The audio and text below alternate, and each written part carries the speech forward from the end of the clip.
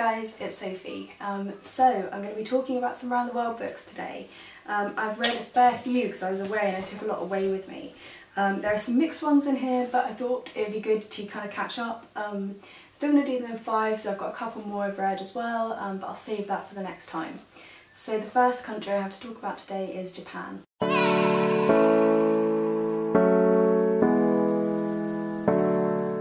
Now, historically I've got on quite well with Japanese literature, but unfortunately the one I picked up I didn't gel with at all, and that one is Record of a Night Too Brief by Hiromi Kawakami. This is a short story collection of some really strange dreamlike stories. I think dreamlike is probably the best word to describe them. They feel unreal and separate and they jump around a lot. They kind of feel like they're going to pull together to be something, and it never quite gets there, and I found I just had to read them as though I was listening to someone's dreams. I don't mind listening to people's dreams, I find it quite interesting, but I don't think I'd want to read a whole collection of it. The last story is my favourite, which is called A Snake Stepped On, which is about people who kind of turn into snakes and get into people's lives, and I'd really recommend you read that one if you can find it separately, but I wouldn't recommend this book at all. And next we have Belarus.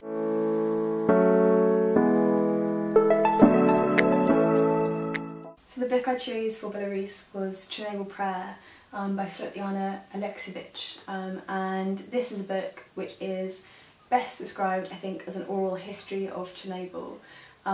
This book is so incredibly powerful and so hard to read. I nearly picked up another book that I saw in the non-fiction section of the bookshop the other day, which was like a history of Chernobyl, because I found this so intriguing.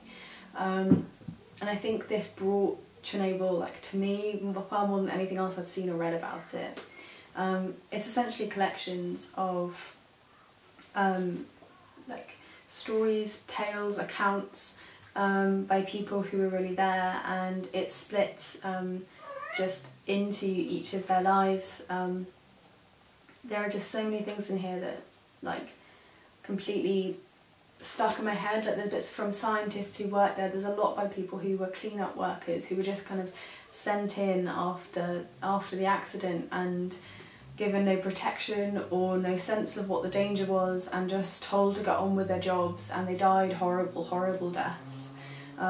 Stories about people losing their children. I think one thing I found really fascinating were the stories of people who came back to the villages they'd grown up in rather than leave their homes behind them.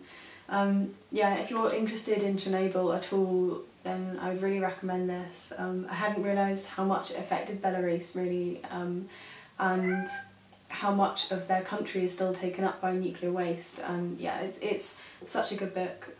If you haven't read it, it's a really hard one, but I would recommend reading it. And next is Egypt.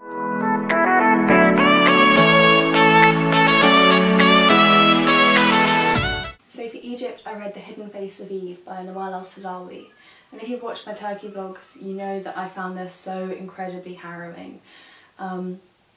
It's a book essentially about feminism in the Arab world, and it talks a lot about Islam and how that relates in politics and Western politics as well. The author worked as a doctor in both cities and rural villages, and she dealt with children who had been abused and children who had undergone female genital mutilation, and she performed tests for families who wanted to know if their daughter or the person their son was marrying was a virgin. And she's experienced sexual abuse and female genital mutilation herself, and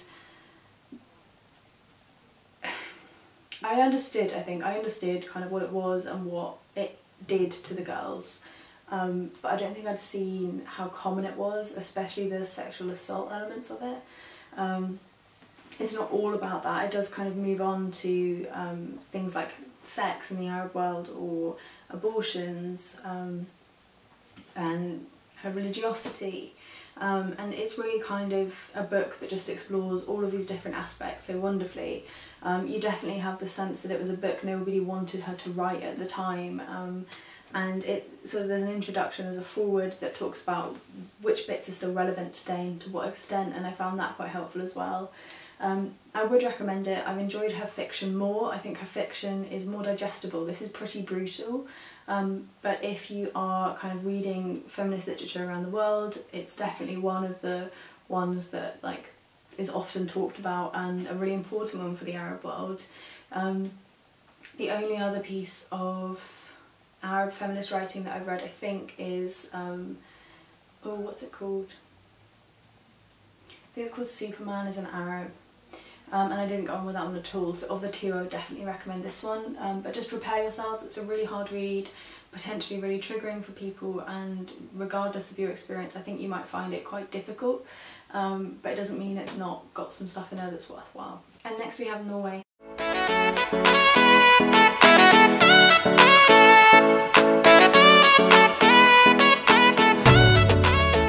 My pick for Norway was The Blue Room by Hanne Orstavik.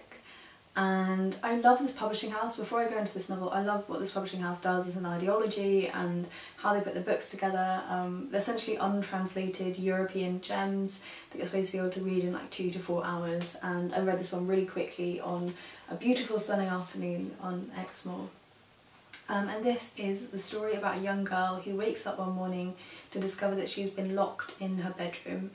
She can't open the door from the inside, and she's due to be flying on a plane with a man she's met fairly recently to spend I think 6 or 8 weeks in America. And she kind of ruminates on her life and this relationship and her relationship with her mother in her time stuck in this room, and you don't know how she's going to get out, how long she's trapped in there. It's kind of a thriller, but it's also very character driven and yeah, a kind of experience of a short life. I really enjoyed it, and I'm really excited to actually read the others from this publisher that I have, and I'll want to buy more as well. They're called Periem Press, if I didn't mention that. They're just really fabulous. They have a whole different series as well. This is part of the coming of age series, but there's some that deal with like contemporary times and like the world as it is now, and I expect those are really good as well. So yeah, I would really recommend this one, regardless of whether or not you're interested in reading Norwegian stuff. It's just a really good book. And then last I have my pick for Turkey.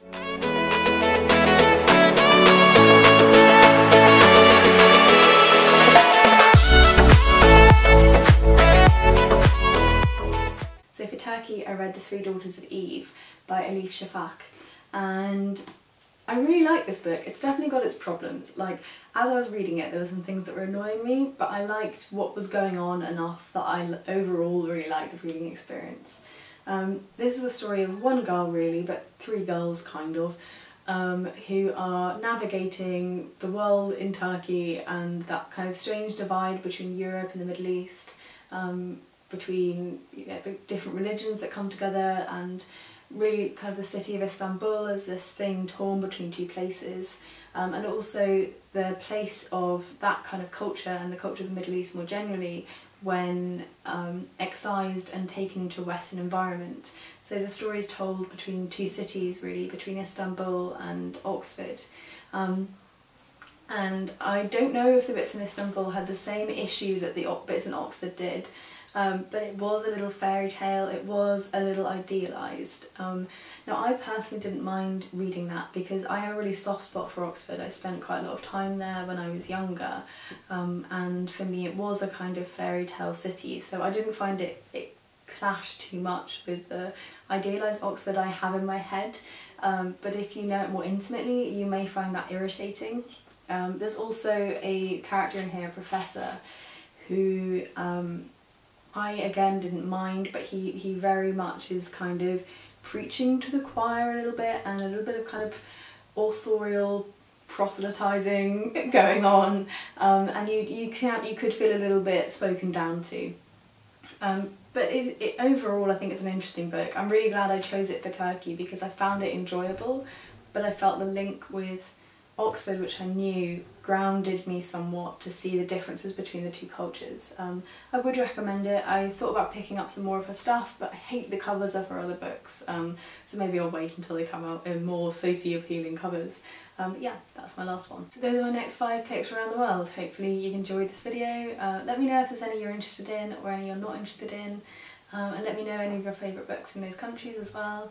I need to make myself a TBR, and I might film that in a second, to try and choose some more around the world books to read my way through next, because I'm slacking a little bit now, having got through so many when I was away, so I need to refocus my attention and keep on going with this challenge. I'm finding that when I push myself a little bit more, I really do enjoy them, so just a reminder to me to push myself a bit more.